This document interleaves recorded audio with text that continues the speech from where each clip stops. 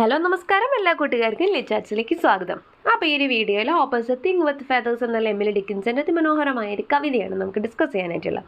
അപ്പോൾ ഇതുവരെയുള്ള ചാപ്റ്റേഴ്സ് നമ്മൾ ഓൾറെഡി കഴിഞ്ഞ മൊഡ്യൂൾ 3 ചാപ്റ്റേഴ്സ് നമ്മൾ അപ്ലോഡ് ചെയ്തിട്ടുണ്ട്. നമ്മുടെ പ്ലേലിസ്റ്റ് അവൈലബിൾ ആണ്. കണ്ടില്ലാത്തവർ തീർച്ചയായിട്ടും കാണാനായിട്ട് ശ്രദ്ധിക്കുക കേട്ടോ. അപ്പോൾ ഈ ഒരു കവിതയിൽ നമുക്ക് ടൈറ്റിൽ തന്നെ കാണുന്നുണ്ട്, ഒരു ഫസ്റ്റ് വരുന്ന വേർഡ് ഹോപ്പാണ് അല്ലേ. ഹോപ്പ്, പ്രതീക്ഷയെക്കുറിച്ചാണ് നമ്മൾ ഈ കവിതയിൽ പഠിക്കാനായിട്ട് പോകുന്നത്. ഏതൊരു പ്രതികൂല കാലാവസ്ഥയിൽ അല്ലെങ്കിൽ പ്രതികൂലമായിട്ടുള്ള ഏതൊരു സിറ്റുവേഷനിലും നമ്മളതിനെ പിടിച്ചു നിൽക്കാൻ വേണ്ടി പ്രേരിപ്പിക്കുന്ന അല്ലെങ്കിൽ അടുത്ത സ്റ്റെപ്പിലോട്ട് കടക്കാൻ വേണ്ടിയിട്ട് നമുക്കൊരു പിന്തുണ തരുന്നൊരു കാര്യമാണ് ഈ ഹോപ്പ് എന്ന് പറയുന്ന കാര്യം. ഹോപ്പ് എന്ന് പറയുന്നത് എന്താണ്? പ്രതീക്ഷയാണ്. അപ്പോൾ എന്തൊക്കെ പ്രശ്നങ്ങളുണ്ടാകുമ്പോൾ നമ്മൾ വിഷമിച്ച് ബുദ്ധിമുട്ടി നിൽക്കുന്ന അവസ്ഥയിലാണെങ്കിൽ നമ്മളെ തന്നെ പറഞ്ഞു പഠിപ്പിക്കും, ശരിയാവും, എല്ലാം ശരിയാവും, പ്രശ്നമൊക്കെ മാറും, നല്ലൊരു സമയം എനിക്കും വരും എന്ന് നമ്മൾ പറയുന്ന ആ ഒരു ചിന്താഗതി, ആ ഒരു മനോഭാവത്തിനെയാണ് നമ്മൾ പ്രതീക്ഷ എന്നതുകൊണ്ട് ഉദ്ദേശിക്കുന്നത്. അപ്പോൾ ഫെദേഴ്സ് ഉള്ള ഹോപ്പ് എന്ന് പറയുന്ന വസ്തുവിൽ എന്തുണ്ടെന്നാണ് പറഞ്ഞത്? ഫെദേഴ്സ് ഉള്ള ഒരു വസ്തുവാണ് അത് എന്നാണ് പറഞ്ഞത്. ഈ ഫെദേഴ്സ് ഉള്ള ഒരു കാര്യമാണ് ഈ ഹോപ്പ്. ഫെദേഴ്സ് എന്ന് പറഞ്ഞാൽ എന്താ? തൂവലുകൾ, ചിറകിലുള്ള തൂവലുകൾ. അപ്പോൾ എന്തുകൊണ്ടായിരിക്കാം ഈ ഒരു ഹോപ്പിന് ഫെദേഴ്സ് ഉണ്ട്, തൂവലുണ്ട്, ചിറകുണ്ട് എന്നൊക്കെ പറയുന്നതിൻ്റെ കാരണം എന്തായിരിക്കാം? ചിറക് കൊണ്ട് ഇത്രയാണ് ഉദ്ദേശിക്കുന്നത്. അതായത് നമുക്ക് എന്തെങ്കിലും പ്രശ്നങ്ങളൊക്കെ വരുന്ന സമയത്ത് അഡ്വേഴ്സ് ആയിട്ടുള്ള സിറ്റുവേഷൻസിലൊക്കെ നമുക്ക് പ്രതിരോധം തീർക്കാനും അതേപോലെ തന്നെ നമുക്ക് നമ്മുടെ പ്രശ്നങ്ങളിൽ നിന്നൊക്കെ പറന്നുയരാനും അതേപോലെ തന്നെ നമുക്കൊരു സ്ഥലത്തു നിന്ന് മറ്റൊരു സ്ഥലത്തേക്കൊക്കെ പോകാനും നമുക്ക് സ്വാതന്ത്ര്യം തരാനും ഒക്കെ സഹായിക്കുന്ന വസ്തുവാണ് എന്ത്? ഈ പറയുന്ന ഫെദേഴ്സ്. അപ്പം അതുകൊണ്ട് തന്നെ നമുക്ക് സ്വാതന്ത്ര്യവും പ്രതിരോധവും ഒക്കെ തരാൻ വേണ്ടി സഹായിക്കുന്ന നമ്മുടെ കൂടെ തന്നെ നിൽക്കുന്ന ഒരു കാര്യമാണ് ഹോപ്പ് എന്ന് കാണിക്കാനാണ് hope is a thing with feathers എന്ന് പറഞ്ഞുകൊണ്ട് നമ്മുടെ കവിത സ്റ്റാർട്ട് ചെയ്യുന്നത്. അതേപോലെ തന്നെ നമ്മുടെ ടൈറ്റിലും അങ്ങനെ എമിലി ഡിക്കിൻസൺ കൊടുത്തിട്ടുള്ളത്. അപ്പോൾ ഫസ്റ്റ് ലൈൻ അത് തന്നെയാണ്, hope is a thing with feathers. Hope എന്ന് പറയുന്നത് തൂവലുകളോട് കൂടിയ, ചിറകുകളോട് കൂടിയ ഒരു വസ്തുവാണ്. That perches in the soul. അത് എന്ത് ചെയ്യുന്നു? നമ്മുടെ സോളിനകത്ത്, നമ്മുടെ ആത്മാവിനകത്ത് കൂടുകൂട്ടിയിരിക്കുക. പേർച്ചസ് എന്ന് വെച്ചിട്ടുണ്ടെങ്കിൽ കൂടുകൂട്ടിയിരിക്കുക. നമ്മുടെ ആ ഒരു പിക്ചറിൽ തന്നെ കാണുന്നുണ്ടല്ലോ, ഒരു ഹാർട്ടിൻ്റെ ഷേപ്പിനകത്ത് ഒരു പക്ഷി ഇരുന്ന് പാട്ടുപാടുന്ന കാണുന്നില്ലേ? അപ്പോൾ നമ്മുടെ ആത്മാവിനകത്ത്, നമ്മുടെ മനസ്സിൻ്റെ അകത്ത് കൂടുകൂട്ടിയിരിക്കുന്ന ചിറകുകളോട് കൂടിയ, തൂവലുകളോട് കൂടിയ ഒരു കാര്യമാണ് ഈ ഹോപ്പ് എന്ന് പറയുന്നത്. അപ്പോൾ അതുകൊണ്ട് എന്താ ഉദ്ദേശിക്കുന്നത്? നമ്മുടെ കൂടെ എപ്പോഴും സന്തത സഹചാരിയായിട്ട് നമ്മുടെ ഉള്ളിൽ തന്നെ അടങ്ങിയിരിക്കുന്ന ഒരു വസ്തു അല്ലെങ്കിൽ ആ ഒരു കാര്യമാണ് എന്താ? ഈ പ്രതീക്ഷ എന്ന് പറയുന്നത്. നമ്മളെ ജീവിക്കാൻ വേണ്ടിയിട്ട്, നിലനിൽക്കാൻ വേണ്ടിയിട്ട് നമ്മളെ പ്രേരിപ്പിക്കുന്ന ഒരു കാര്യമാണ് ഹോപ്പ് എന്നാണ് അവർ പറയുന്നത്. And sings the tune without the words. വാക്കുകളില്ലാണ്ട് പാട്ട് പാടുന്നുണ്ട് അത് നമ്മുടെ ഹൃദയത്തിൽ ഇരുന്നുകൊണ്ട്. And never stops at all. പാടുന്നുണ്ടെന്ന് മാത്രമല്ല, അതൊരിക്കലും നിർത്തുന്നില്ല.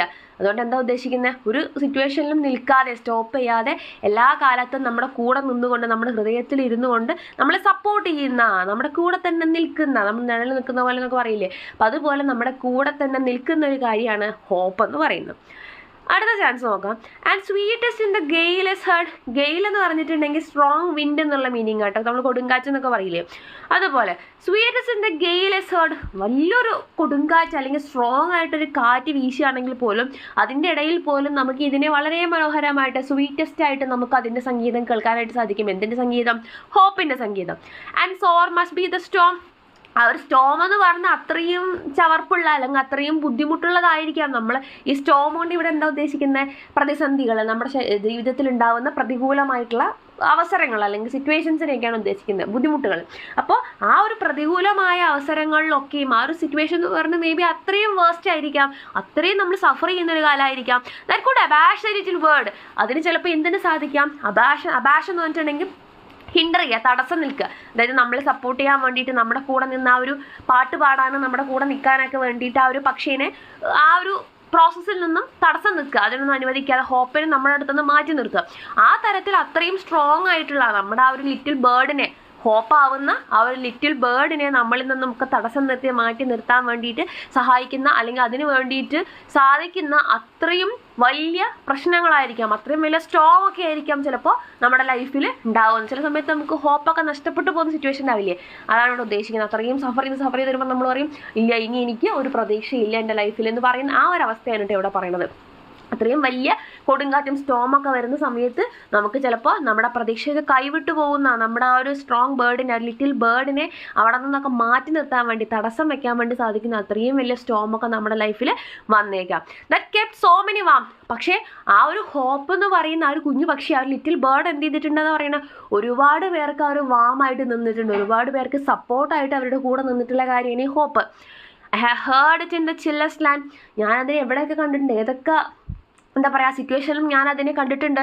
അതായത് I have heard in the chillest land, വളരെ തണുത്തുറഞ്ഞിട്ടുള്ള നമുക്കൊരിക്കലും ജീവിക്കാൻ സാധിക്കാത്ത ആ ഒരു സ്ഥലങ്ങളിൽ പോലും ഞാൻ ആ ഒരു പക്ഷിയുടെ ശബ്ദം കേട്ടിട്ടുണ്ട്. അപ്പോൾ ആ ചില്ലസ്റ്റ് ലാൻഡ് കൊണ്ട് എന്താ ഉദ്ദേശിക്കുന്നത്, പ്രതികൂലമായിട്ടുള്ള സിറ്റുവേഷൻസ് തന്നെയാണ് അവിടെ ഉദ്ദേശിച്ചത്. നമ്മുടെ പ്രശ്നങ്ങൾ, ജീവിതത്തിൽ വരുന്ന പ്രശ്നങ്ങൾ, അത്രയും പ്രശ്നമായിട്ടുള്ള അത്രയും പ്രതികൂലമായിട്ടുള്ള സിറ്റുവേഷനിൽ ഞാൻ അതിനെ കണ്ടിട്ടുണ്ട്.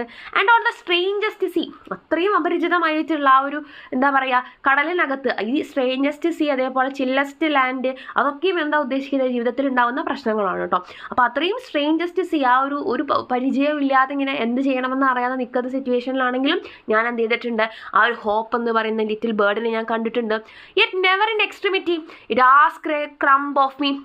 അങ്ങനെ ഒരുപാട് എക്സ്ട്രീം ആയിട്ടുള്ള സിറ്റുവേഷൻസിലൊക്കെയും എൻ്റെ കൂടെ നിന്നിട്ടുള്ള ആളാണ് ആര്, ഈ ഹോപ്പ് എന്ന് പറയുന്നത്. എന്തൊക്കെ പ്രശ്നങ്ങൾ ഉണ്ടായിട്ടുണ്ടെങ്കിലും അവിടെയൊക്കെയും എൻ്റെ കൂടെ ഹോപ്പ് നിന്നിട്ടുണ്ട്. പക്ഷെ അത് എന്ത് ചെയ്തിട്ടില്ല, it never asked A crumb of me. Crumb എന്ന് വെച്ചിട്ടുണ്ടെങ്കിൽ സ്മോൾ എമൗണ്ട്, കുറച്ചെങ്കിലും എന്നുള്ളൊരു മീനിങ് ആണ്. അപ്പോൾ ഇവിടെ ഉദ്ദേശിക്കുന്നത് എന്താണെന്ന് വെച്ച് കഴിഞ്ഞാൽ എന്തൊക്കെ ബാഡ് സിറ്റുവേഷനിൽ, വേഴ്സ് സിറ്റുവേഷനിൽ എൻ്റെ കൂടെ നിന്നിട്ടുണ്ടെങ്കിലും ആ ഹോപ്പ് അല്ലെങ്കിൽ ഹോപ്പ് ആവുന്ന ആ ഒരു സ്മോൾ ബേർഡ് അതൊരിക്കലും എന്ത് ചെയ്തിട്ടില്ല, എന്നിൽ നിന്നും ഒന്നും തിരിച്ചാഗ്രഹിച്ചിട്ടില്ല, എൻ്റെ ഒന്നും തിരിച്ച് പ്രതീക്ഷിച്ചിട്ടില്ല. ചെറിയൊരു കാര്യം പോലും എന്നോട് തിരിച്ച് ചോദിക്കാതെയാണ് ഇത്രയും വലിയ പ്രശ്നങ്ങളിൽ, അതിപ്പോൾ സ്റ്റോം പോലത്തെ സിറ്റുവേഷൻ ആയിക്കോട്ടെ, ചില്ലസ്റ്റ് ലാൻഡ് ആയിട്ടുള്ള സിറ്റുവേഷൻ ആയിക്കോട്ടെ, സ്ട്രേഞ്ചസ്റ്റ് സീ ആയിട്ടുള്ള സിറ്റുവേഷൻ ആയിക്കോട്ടെ, അതിലൊക്കെയും എൻ്റെ കൂടെ അത് നിന്നിട്ടുണ്ട് എന്നാണ് പറയുന്നത്.